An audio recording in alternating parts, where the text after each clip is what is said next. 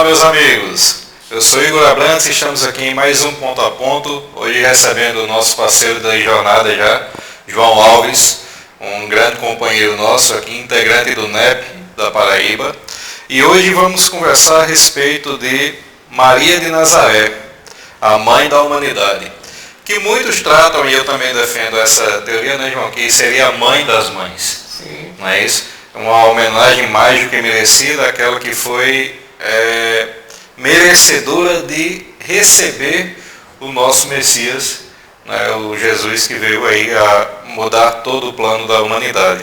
João, seja bem-vindo, meu amigo. Prazer ter você aqui novamente. Muito obrigado, é sempre uma alegria estar aqui junto no Ponto a Ponto, trazendo os esclarecimentos que a gente pode trazer nas nossas limitações e, sobretudo, trazendo as pesquisas que a gente tem feito no NEP, que busca compreender os evangelhos assim de uma forma bem minuciosa e bem detalhada e compartilhar com as pessoas, né, o que a gente está descobrindo, as dúvidas que nós ainda temos, o que a gente já tem de mais certeza e também as questões que precisam ser deixadas um pouco assim, entre parênteses, e aguardar o tempo, aguardar a ciência, aguardar a revelação espiritual. A gente não tem resposta para tudo e a gente tem que ter essa humildade de dizer, olha, ainda não sabemos algumas coisas. Mas com certeza vai ser um tema muito importante, dada a relevância da figura de Maria, né, que de fato é a representação feminina de mãe maior que a gente tem na Terra. Interessante você falar em relação à questão de a gente não saber tudo, né? Inclusive o próprio Livro dos Espíritos ele coloca isso, né? Exato. Não nos é dado o direito de tudo saber, tudo ao seu tempo. Então, se a gente não tem todas as revelações ainda, não somos merecedores disso ainda. Exatamente. Não é isso? Vamos respeitar. Mas, tomando partido aqui pela questão de hoje, nós sabemos que existem várias filosofias, várias ordens religiosas, e cada ordem religiosa tem aí as suas minúcias, as suas particularidades quanto às interpretações, quanto às questões das personagens, a questão da santificação, não é isso? Sim. A doutrina espírita ela não tem idolatrias, não é isso? Mas aí qual é a visão da doutrina espírita sobre a Maria de Nazaré, mãe de Jesus, para muitos a Maria Santíssima? Exatamente. É importante você dizer, Igor, dessa questão de cada corrente religiosa ter uma percepção sobre as figuras, né, que marcam a sua tradição religiosa. E o Espiritismo respeita todas as tradições religiosas. A gente não tem uma postura de fazer críticas e exclusões ou condenações, até porque nós não temos condições morais, nenhum de nós tem uma condição moral superior para ser juiz do outro. Então a gente respeita a forma como os católicos romanos interpretam Maria, a forma como os católicos ortodoxos do Oriente interpretam Maria, a forma como os muçulmanos interpretam Maria, que a gente às vezes acha que eles não têm, né, em conta Maria, mas eles também têm o Corão registro sobre Maria, a forma como os protestantes, enfim. Então cada grupo tem o seu modo de ver. E nós espíritas temos um modo próprio. Aí você faz essa pergunta. Na concepção espírita, conforme está no Livro dos Espíritos, todos nós espíritos ocupamos um certo grau de evolução no que Allan Kardec chamou de escala espírita.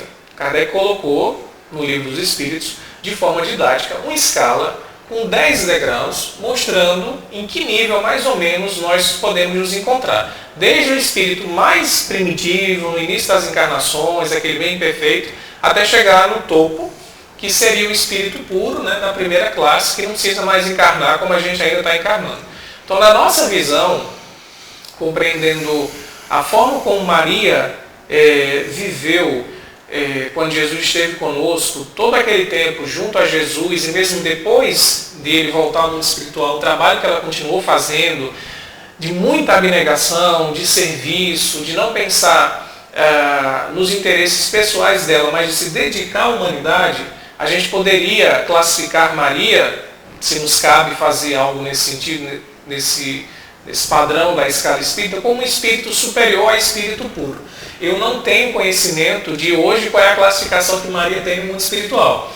O que eu posso dizer é que na época que ela veio como Maria, há 2000 anos, né, era esposa de José, um carpinteiro, e teve no seu seio Jesus, ela era um espírito superior. Jesus mesmo vai dizer, dentre os nascidos de mulher, nenhuma maior do que João Batista.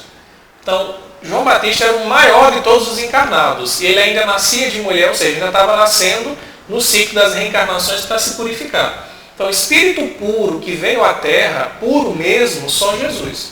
Então, Maria é um espírito de alta hierarquia, um espírito iluminado, um espírito superior. Talvez hoje já seja um espírito puro. Eu, particularmente, não sei de relatos mais atuais que deixem a classificação dela, mas ela é um espírito com certeza superior e que desempenhou uma missão importantíssima para a humanidade. E continua trabalhando no mundo espiritual. Então, a gente não classifica como santa no sentido de adoração, como você muito bem disse. A gente não tem uma adoração a Maria.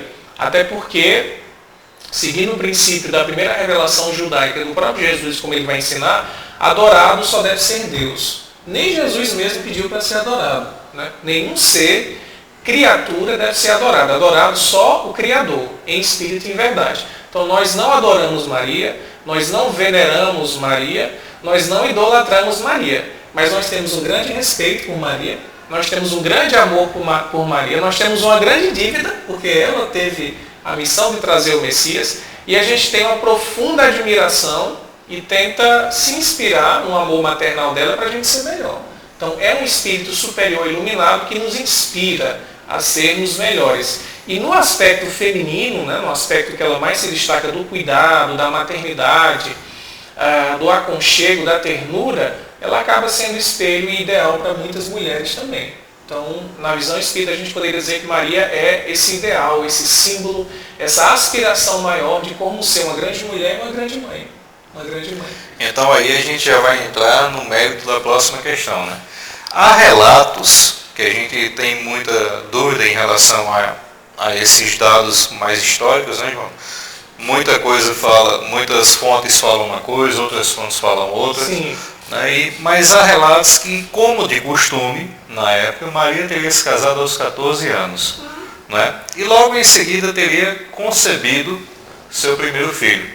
Perfeito. Então aí, como é que a gente pode entender qual seria o mérito de Maria para aos 14 anos ser a preceptora daquele que seria o Messias mudador da ideia da humanidade?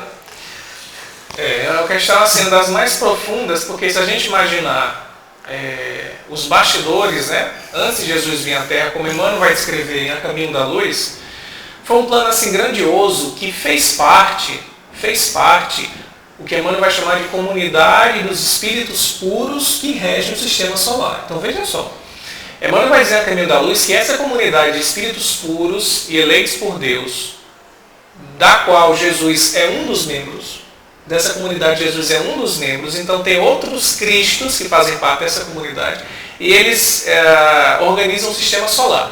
Eles se reuniram para tratar da Terra em duas ocasiões, diz Emmanuel, para a criação do orbe, e deixar nas mãos de Jesus a função de ser o governador, e se reuniram há cerca de 2, 3 mil anos para organizar a vinda do Cristo. Então assim, foi o maior planejamento encarnatório que a gente já teve na história da humanidade terrestre.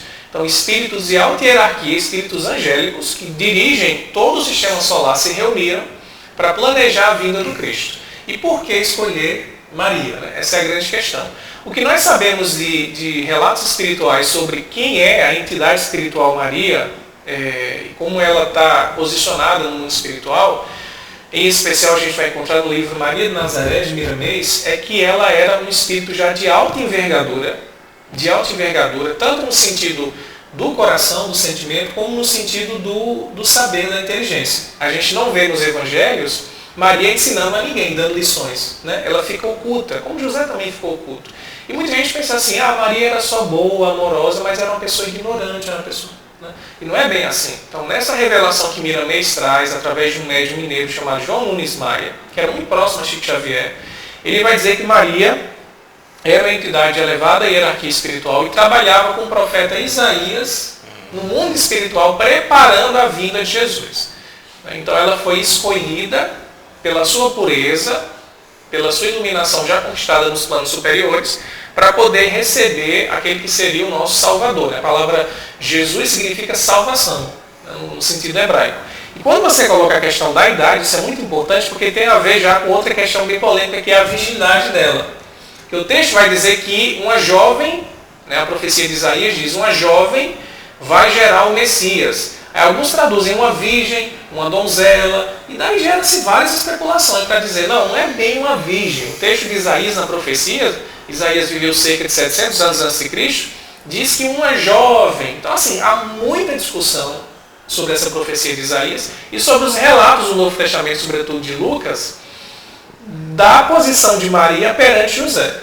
Que a gente vai tratar já já sobre isso. Né? Se era virgem, se era jovem, como é que se deu a concepção. Mas assim, a escolha dela se deveu pelos ascendentes morais que esse espírito já tinha, né? E por sua irrestrita entrega a Deus. É bonito o texto de Lucas, que é um texto totalmente mediúnico, quando Maria está na sua casa e tem a visão de um espírito que se denomina Gabriel, o anjo Gabriel. Anjo, em grego, significa mensageiro. Então aparece um mensageiro espiritual chamado Gabriel e diz que ela foi escolhida para ser a mãe do Redentor. E ela fica espantada com aquilo, ela muito humilde, se espanta, mas ao mesmo tempo ela tem coragem, se entrega e diz, eis aqui a serva do Senhor. Eis aqui a serva do Senhor. Então assim, já era um espírito comprometido com a causa divina no planeta Terra e já estava preparada para uma missão tão grandiosa, porque ela passou a vida inteira, como diz Humberto de Campos, como se tivesse uma espada cravada no coração. Porque seu filho era objeto de inimizades por parte dos poderosos, por parte da cúpula, né, sacerdotal de Jerusalém. Então ela passa a vida inteira com angústia, sabendo que seu filho iria ser dado em sacrifício. Então ela é escolhida pelo seu mérito.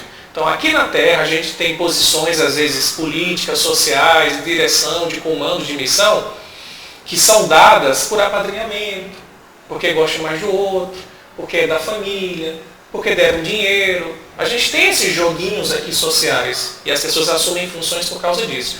No mundo espiritual não é assim. A gente recebe as missões do mundo espiritual pela nossa competência, pelo nosso mérito.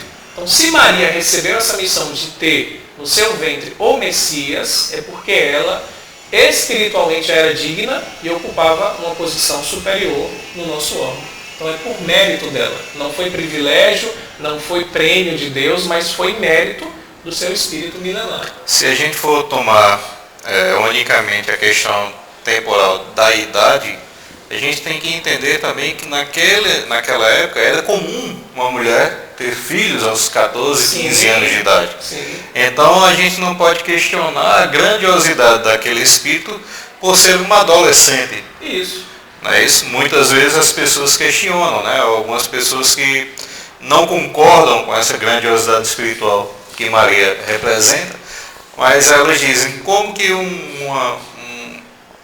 um espírito seria de tão grande envergadura aos 14 anos de idade? Tá, nessa vida corpórea. Exato. E a vida espiritual pregressa daquele espírito? Quantos milênios aquele espírito já não tinha?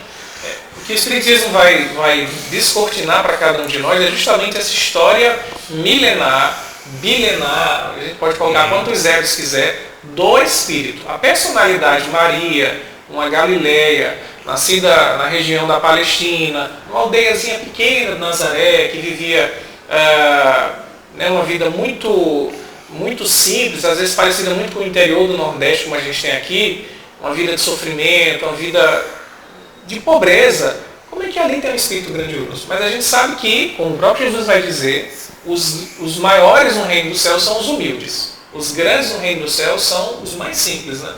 Então, o Messias viria para dar a lição da humildade e da simplicidade.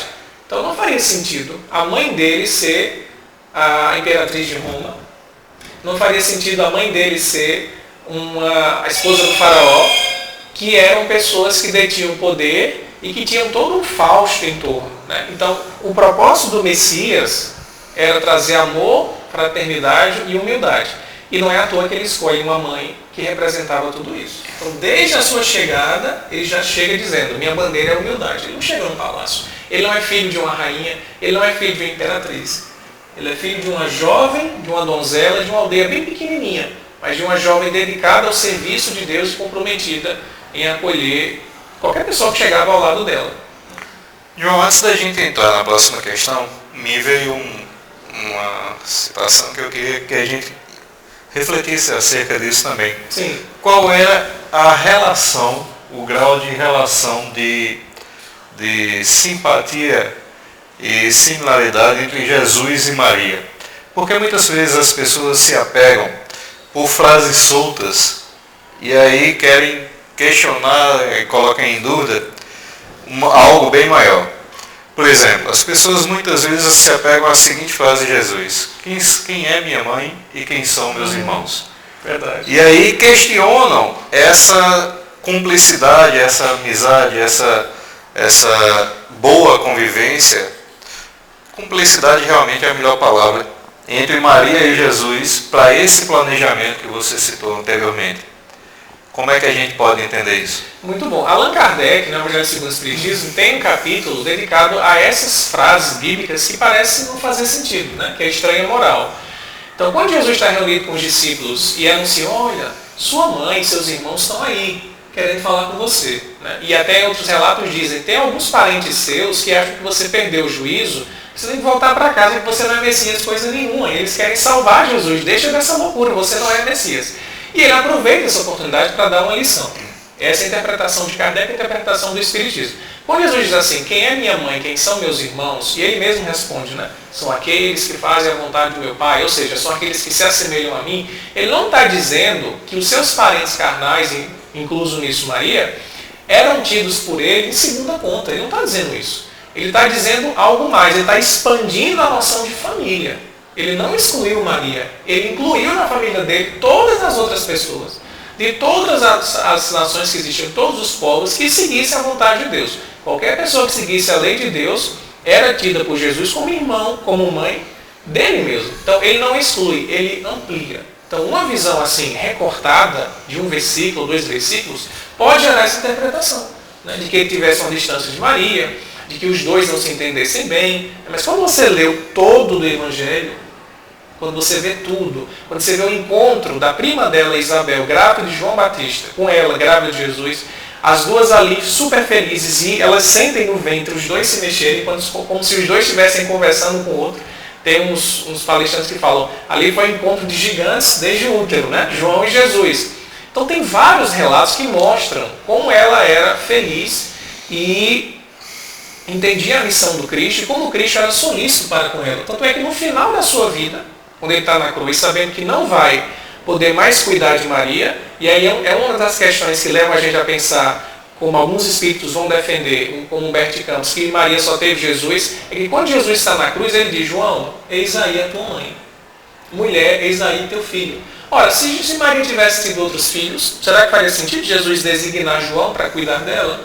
Se ele tivesse irmãos, os irmãos iam cuidar. Né? Isso é um argumento que algumas pessoas usam para corroborar a ideia que alguns espíritos têm de dizer que de fato Maria só teve Jesus como filho. Então ele se preocupa, Jesus, até no último momento. Ele poderia se preocupar com várias coisas naquele momento final da cruz, mas quando ele vê Maria chorando, vê João do lado, vê Maria desamparada, José não estava mais no plano físico, com quem minha mãe vai ficar?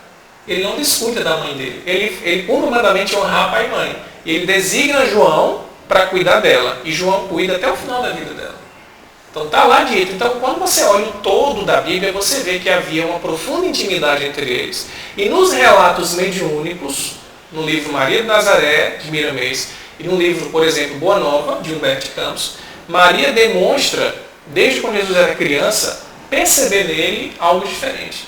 E os dois tinham uma afinidade muito grande. Tanto é que dizem, né, os que retratam a figura do Cristo, né, o rosto, como eram seus cabelos, e de Maria, como aquela carta do senador Públio Lentulus, né, que é tida como histórica, e no livro Miramês diz isso, que eles se pareciam muito fisicamente.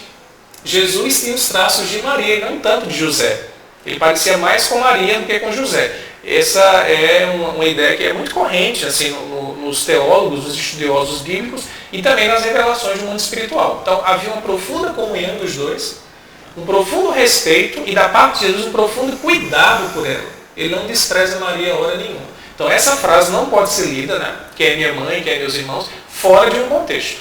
Ela tem que ser entendida no contexto da família universal. Então interpretar a Bíblia fazendo recortes é um perigo. A gente tem que ver o todo do ensinamento. Pegando então essa questão do contexto, pegando a questão do recorte, como você está colocando, então por que Jesus, logo após o seu desencarne, escolhe aparecer a Maria Madalena, a Maria de Magdala, sim, e não a Maria de Nazaré? Boa pergunta. Essa pergunta, assim, não só a questão de por que Maria Madalena e não sua mãe, por que não apareceu para um homem, né? Tem várias questões. Vários amigos que ele tinha. Vários amigos, né? E há interpretações espirituais e de pesquisadores encarnados que vão arriscar uma resposta, porque assim, a gente sabe o porquê Jesus escolheu Madalena, querer saber dos planos do Cristo, né? Assim, Jesus tinha os seus próprios planos, ele era um comandante, como Lucas vai escrever em grego, muitas vezes era um comandante, era um general, era alguém que tinha uma estratégia de difundir a boa nova, ele não era só um mestre, ele era um comandante. Lucas, de vez em quando, usa esse texto no grego. A gente, às vezes, nas traduções se perde isso. Então, qual era o plano de Jesus para anunciar primeiro a Madalena, né? O Severino Celestino, que é nosso companheiro paraibano de estudos bíblicos, até brinca com isso. Ele diz assim, a ressurreição, né, Jesus ser aparecido após a crucificação, era um fato que devia ser conhecido logo por todo mundo. E Celestino brinca dizendo assim, se você quiser que uma notícia se espalhe logo, você escolhe uma mulher, para que ela saiba disso e ela vai dizer. Se você escolher um homem, ele não vai repassar. Aí o pessoal brinca, dá risada, né? Então a primeira coisa, por que ele escolheu uma mulher e não um homem? Então na brincadeira, escolheu uma mulher porque a mulher, em tese, é mais rápida para passar a informação, né? Essa é a questão, a brincadeira do Celestino. Mas por que Madalena e não sua mãe? Já que sua mãe demonstrou um total sacrifício, né, junto ao Cristo, ficou até o final no pé da cruz, porque teve gente que correu, teve gente que traiu, teve gente que entregou, teve gente que fugiu, teve gente que negou, né? Na hora H, na hora mais difícil, quem é que estava no pé da cruz ali afirmando que estava junto de Jesus? Maria, Nazaré, sua mãe, Madalena e João. O resto correu. O resto correu. Então, assim, quem amava mais o Cristo? Quem deu prova maior de amor ao Cristo, colocando a sua própria vida em risco? Por que o pessoal correu? Eles pensavam assim, bom, se fizeram isso com o nosso mestre, ai de nós. Pedro negou, porque estava com medo de que fosse pego, crucificado e morto. Então, o pessoal correu por medo. Então, era um fator chave a crucificação para ver quem de fato amava e quem ainda tinha alguma dúvida. Então, quando Madalena fica até o final, e João também, né, eles dois, dentro daquele grupo apostólico mais próximos, dão a prova de que de fato amavam o Cristo. O amavam mais do que os outros que correram, né? Mas por que Madalena e não a sua própria mãe? Há relatos de alguns espíritos e alguns estudiosos de que Madalena teria recebido essa graça, muitos interpretam assim, de ser a primeira testemunha do Cristo ressuscitado, ou seja, a aparição de Jesus no seu corpo espiritual, pela grande transformação moral que ela fez na vida dela. Seria uma espécie de prêmio. Porque assim, a gente disse que Maria já era um espírito superior, um espírito nobre, um espírito iluminado. Então, durante a vida de Maria, ela não precisou fazer nenhuma grande transformação. Ela já estava vivendo a lei de Deus. Madalena não. Madalena era uma mulher muito inteligente, uma mulher de cabeça aberta, uma mulher que convivia com gregos, com romanos, uma mulher que, segundo Humberto de Campos, tinha uma grande sede de amor e buscava essa sede de amor, buscava saciar, melhor dizendo, essa sede de amor de uma forma carnal, erotizada, e sempre tinha um vazio dentro dela, mas ela era muito sensível. E quando ela vê Jesus, ela percebe no olhar do Cristo um amor diferente, que nenhum outro homem tinha transmitido a ela. E ela disse, é esse amor que eu estava buscando e não achava nas minhas relações carnais. E ela se entrega de corpo e alma àquele amor pelo Cristo e passa a ser uma das discípulas mais empenhadas na missão. E fica até o final. Então, alguns estudiosos vão dizer que Madalena é escolhida para ser a primeira testemunha da ressurreição por causa da sua grande transformação moral. É como se fosse um prêmio para ela ter sido a primeira a ver o Cristo no seu corpo espiritual, né? Como a gente entende a ressurreição, Jesus estava aparecendo com o seu corpo espiritual, mostrando que nós somos imortais. Então seria um prêmio. Ela que se esforçou tanto, conseguiu superar os seus instintos, suas paixões mais inferiores e transformar a sua vida. E Jesus dá esse prêmio a ela. É o que eu pude já ver e creio ser uma das respostas assim mais plausíveis, né? Jesus dá esse presente a ela, transformando essa visão dele mesmo a ela numa espécie de confirmação. Tá vendo? Você me amou tanto, você me amou até o final, tá aqui, eu tô aparecendo para você e vai dizer aos outros que eu tô vivo. E quando ela vai dizer, Pedro, ele apareceu para você uma mulher, eles eram machistas, né? Como assim apareceu para você uma mulher? E tem toda uma discussão só depois que ele aparece para os homens numa sala fechada que eles acreditam. Mas quando ela diz pela primeira vez, eles não aceitam não. Porque uma mulher ser a primeira testemunha, como assim, né? Uma sociedade toda patriarcal não ia aceitar isso. Mas ela foi a que mais amou e a que mais conseguiu superar os seus problemas. Voltando então à questão anterior, vamos agora para uma das perguntas mais polêmicas da pauta de hoje, né? Da tradição cristã inteira, né? Exatamente. Exatamente. O que é que a gente pode achar, como a gente interpretar a questão da geração assexuada de Jesus? Seria isso unicamente uma proteção a Maria? Seria isso uma proteção à pureza do Espírito de Jesus? Como é que a gente interpreta isso? A primeira coisa a gente tem que saber, como eu falei, uma das questões mais importantes da história da cristandade, né?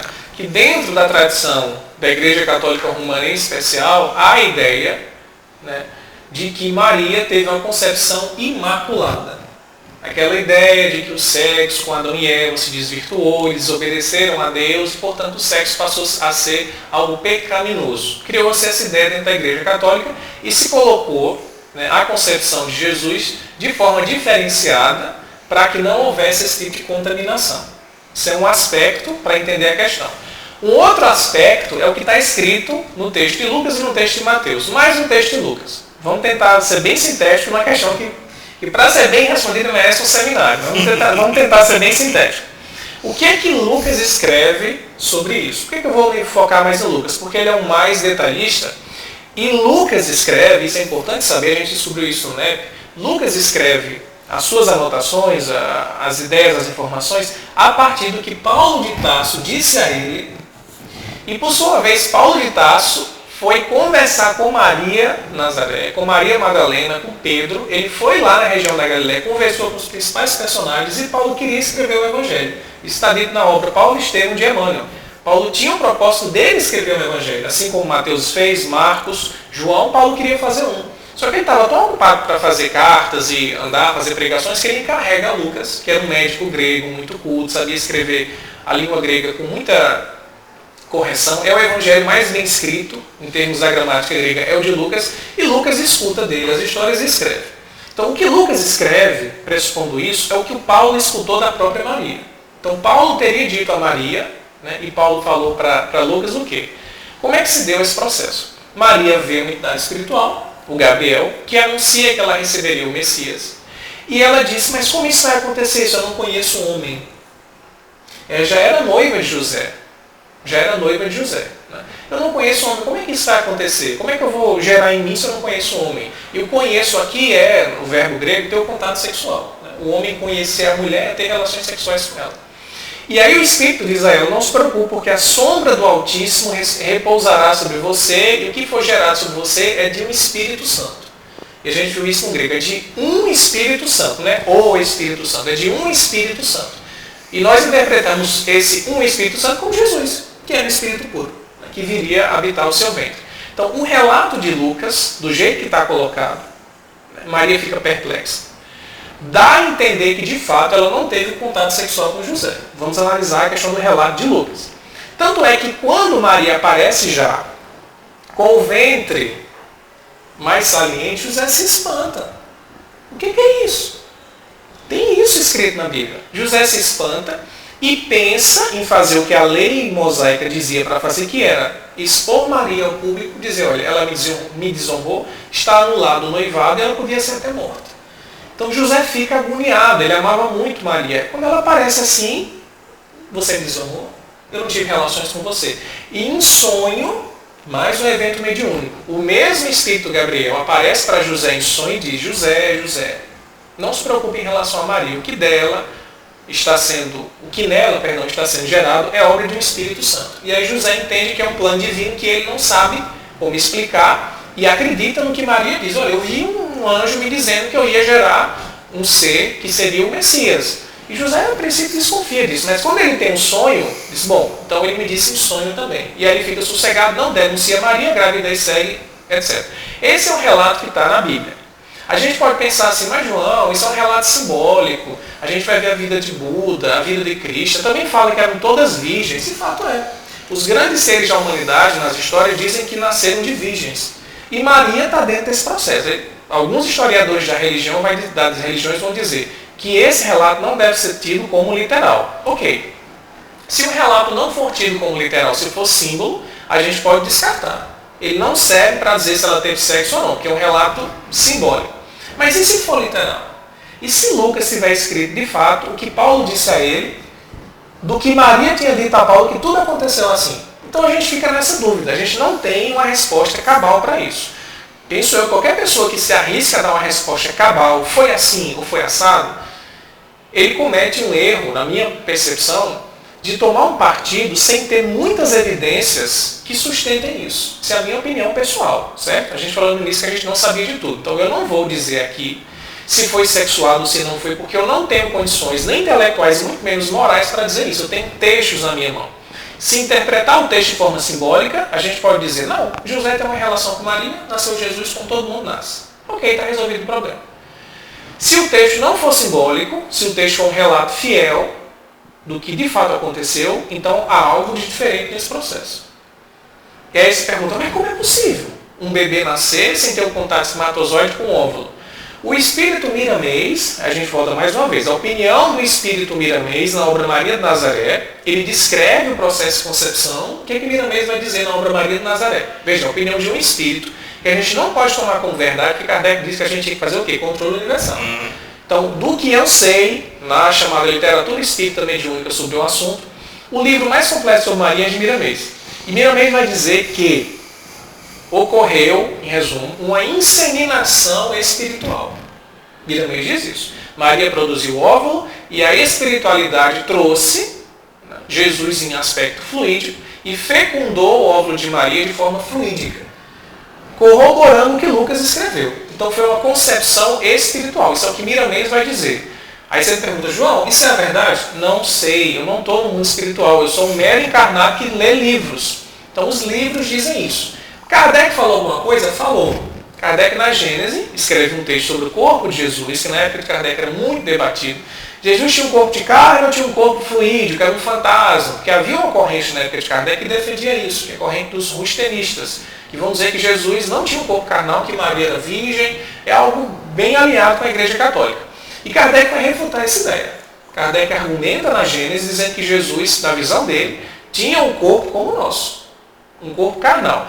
Quando ele entra na questão da concepção, já no finalzinho do texto, podem ler na Gênesis, no final da Gênesis, quando Kardec está terminando, ele diz assim, nota no rodapé, não aludimos aqui à concepção de Jesus, que será tratada posteriormente. Kardec desencarna meses depois e ele não escreve esse artigo. Então a gente não sabe qual é a opinião de Kardec sobre a concepção. Ele não sabe, a gente não sabe.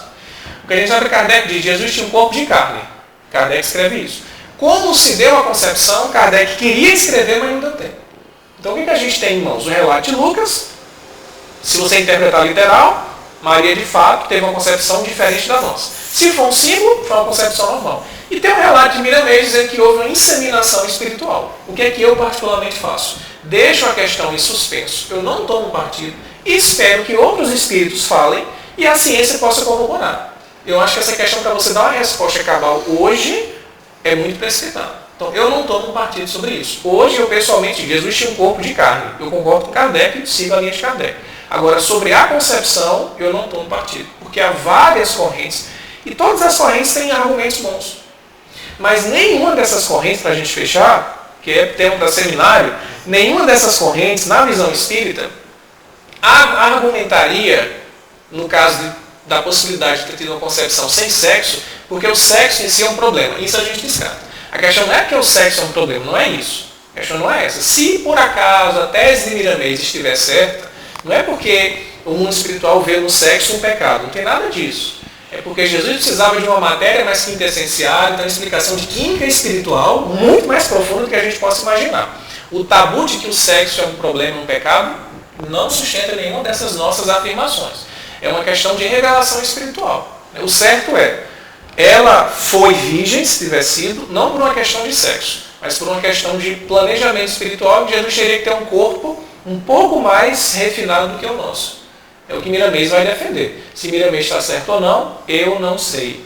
Pesquisemos, estudemos. O que nos resta crer é que, na verdade, ela cumpriu a sua missão é importante. Com grande louvor. Isso. E ele veio e fez tudo o que fez em nosso favor. Exatamente. A gente é curioso, Igor. A gente é curioso, quer saber dessas coisas, às vezes perde tempo. E até briga. Isso. Correntes dentro do Espiritismo brigando, não porque teve um corpo de carne, não porque teve um corpo fluido, que não se fala, porque um defende uma coisa ou outra. Gente, isso vai fazer o que de diferença na nossa vida moral, pelo amor de Deus? É por isso que Kardec, na introdução do Evangelho para o Espiritismo, ele separou isso. Ele disse, olha, eu não vou tratar aqui de dogmas da igreja que causam confusão. Eu não vou tratar de aspectos históricos como esse que causam confusão. Eu não vou tratar aqui de milagres que causam confusão. Eu vou focar no ensino moral, porque isso aí ninguém discute. E é o que a gente precisa. A gente querer saber sexo dos anjos é perder tempo. É ficar fazendo bolinha de sabão e não melhora nada na nossa vida. Então, as questões são essas, e quem tiver curiosidade, vá pesquisar na literatura. Mas não é uma questão de primeira importância, não. É uma curiosidade. João, nosso tempo está um pouquinho já avançado. Eu vou elencar algumas questões mais relevantes. E a primeira, que a gente sabe, que Maria dedicou a sua vida corpórea naquela época à prática do bem, do amor e da caridade. Isso aí é fato indiscutível. Sim. E após o seu desencarne, qual a sua atividade principal do Espírito Maria de Nazaré? Veja só, antes de falar do desencarne, eu queria falar da atividade dela no mundo espiritual. Eu queria falar de como foi o desencarne dela. Né? A gente falou que Jesus entregou a João a missão de cuidar de Maria. Então João é evangelista, era o mais jovem dos discípulos. Maria também era muito jovem. E João fica em cargo de cuidar dela. Em determinado momento, ela passa um tempo na Galileia, João também. João fica lá em Jerusalém, junto com Pedro e Tiago, cuidando da Casa do Caminho, que Emmanuel relata em Paulo e Estevão. Uma obra de grande assistência social, esclarecimento evangélico. Quando Estevão chega lá, passa a ser o pregador e tem todo aquele crescimento.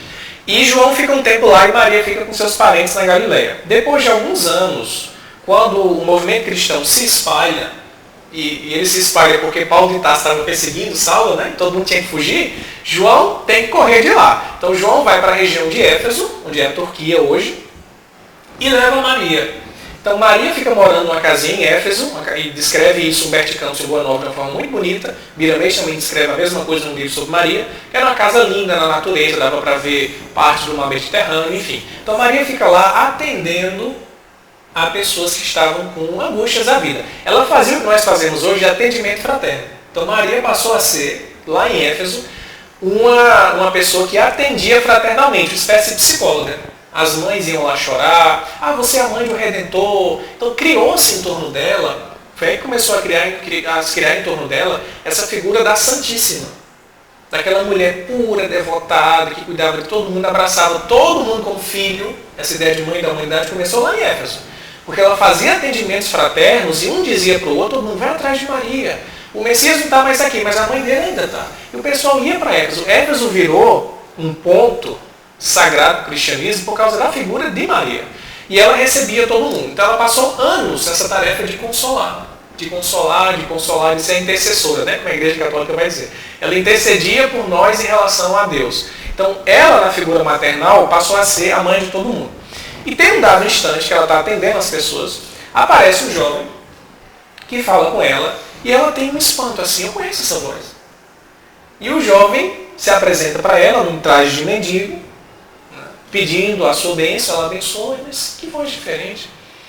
E aí, quando ela começa a se emocionar, ela percebe que é Jesus em espírito, que tinha acabado de chegar para levá-la para o mundo espiritual. Então é um desencarne lindo. Quem quiser ler, veja Boa Nova, de Humberto Campos, o livro Maria de Nazaré, que mostra o desencarne dela nas mãos do Cristo em espírito. Então ela desencarna, pacificamente vai para o mundo espiritual. No mundo espiritual, que é a pergunta que você fez, a gente tem relatos de obras da Ivone do Amaral Pereira, né, sobretudo Memórias de um Suicida e outras obras, onde é dito que Maria trabalha com as falanges que acolhem, que consolam os suicidas. Então essa é a informação principal que a gente tem. Maria lidera grupos de espíritos socorristas que vão atender aos espíritos, creio eu, que sofrem mais no mundo espiritual, que são os suicidas. Os servos de Maria. Exatamente. Então ela tem uma caravana, uma falange. Como Miramês já disse, antes dela encarnar, ela já trabalhava lá junto com Isaías, o profeta. O nome dela era Sofia, que é sabedoria em grego, segundo Miramês, né? E ela continuou fazendo esse trabalho especial com os suicidas. É isso que a gente aprende nas obras mais recentes do Espiritismo, né? Através dos médiuns que passaram pelo Brasil. Então, ela é a grande socorrista, a grande mãe dos suicidas. Mas claro que ela atende todo mundo. Se a gente fizer orações para ela, ela vai também atender. Mas em especial, o coração de mãe dela se volta para os suicidas. Certo. João, a gente vai ter que encurtar o nosso tempo hoje, infelizmente. Mas aí eu já deixo aí o convite para a gente conversar um pouquinho mais sobre isso. E como a gente está tratando de uma figura tão simbólica, uma figura tão importante do cristianismo, e como se aproxima o Dia das Mães, eu queria que você falasse um pouquinho a respeito dessa afeição de Maria com esse trabalho maternal, como você estava começando a colocar aí, já deixando aí a nossa mensagem de parabéns para todas as mães, não só do Brasil, mas do mundo que nos acompanha. Sim. Aí, já agradecendo também a sua participação de hoje. Certo. Então, gente, no fio da meada, né? Então, lá em Éfeso, Maria começou a ser procurada e ser chamada de Santíssima, pelo grande coração que ela demonstrava. E acolhia todo mundo. Hoje, o conceito de mãe, a gente vê muito isso. Até na própria evangelização espírita. Vai se comemorar o Dia das Mães? Vai se comemorar o Dia dos Pais? E a gente tem uma mudança hoje. Não se comemora mais Dia de Mãe nem Dia de Pai, mas Dia da Família. Porque hoje, a gente vê isso cada vez mais evidente na sociedade contemporânea. A figura da mãe biológica nem sempre é a figura da cuidadora. A mãe gera, passa 9 meses, 7 meses, tem um filho. Mas muitas vezes quem cuida é a avó, quem cuida é um tio, quem cuida é um irmão mais velho. Aconteceu isso desde sempre, né? Mas hoje está ainda mais aflorado as novas configurações de família. Então Maria, independente de a gente ser hoje, né, um espírito encarnado num corpo masculino como eu e você estão nessa condição, ela toca o nosso espírito feminino, nossa parte feminina é tocada. Então todos nós temos que chegar para ser anjo, espírito puro, a desenvolver as duas polaridades de masculinidade e feminilidade, o que as duas têm de melhor. Então, se hoje eu estou no corpo masculino, isso não me impede de ter virtudes e sentimentos atribuídos a um aspecto feminino, que é ternura, afabilidade, doçura, acolhimento. Então, a figura de maternagem, até um termo que se usa na psicologia, que Maria traduz, não é só para as mulheres, não. Eu vi você com seu filhinho chegando aqui hoje, e cuidando dele nos seus braços. Então, o pai, o homem hoje também tem que ter esse aspecto de ternura, porque amor é universal. Independente se você é homem, se você é mulher, se é criança, se é idoso, se tem opção sexual, orientação sexual hétero, homossexual, independe disso. O que importa é o sentimento. Então a mensagem que a gente traz na compreensão espírita é: Maria deixou para cada um de nós uma grande lição. A gente tem que acolher todo mundo, tem que abraçar todo mundo, não tem que fazer acepção de pessoas, tem que ter um coração de mãe que acolhe. Depois você vai ver a história da pessoa, depois você faz pergunta. Primeiro você acolhe, compreende, consola, depois você vai encaminhar para uma pessoa precisar. Então a grande mensagem que eu particularmente deixo para mim mesmo, né, agradecendo até a minha mãe, durante a vida inteira, ela se dedicou a mim e a meu irmão, muitas vezes sozinha, sem a figura do meu pai, e foi mãe e pai ao mesmo tempo. E o nome dela é Maria também, e ela, na minha opinião, reflete sim, eu sou muito grato a ela, a espiritualidade por tê-la como mãe, a figura de Maria como cuidadora. Não tinha tempo difícil, não tinha hora difícil, não tinha trabalho que tirasse o aspecto de cuidar. Então a gente tem que se espelhar em Maria para ter esse sentimento. O mundo precisa de amor. A gente tem muito já conhecimento. Mas afeto, amor, entrega, eis aqui a serva do Senhor, a gente tem pouco. Então que a gente possa se entregar. Se entregar primeiro ao Cristo, para se entregar aos nossos irmãos e acolher todo mundo. E ser um dos membros da falange de Maria. A gente se candidatar a ser membro dessa falange, que atua no mundo espiritual, e a gente pode ser um membro aqui, abrir nossos corações para todo mundo. Então, feliz Dia das Mães, para quem é mãe, para quem é avó, para quem é pai e cuida de crianças, e que a gente tenha no nosso coração cada vez mais o desejo de amar como Maria amou. Né? Tem uma música do Padre Zezinho que diz isso: amar como Jesus amou, viver como Jesus viveu. E eu diria, parafraseando o Padre Zezinho, amar como Maria amou e viver como Maria viveu, que é um grande exemplo nosso também. Eu agradeço demais mais uma vez estar aqui junto. Espero ter outras oportunidades para a gente falar mais sobre as figuras do cristianismo. Com certeza o convite já está feito. Vamos agendar. Agradeço desde já.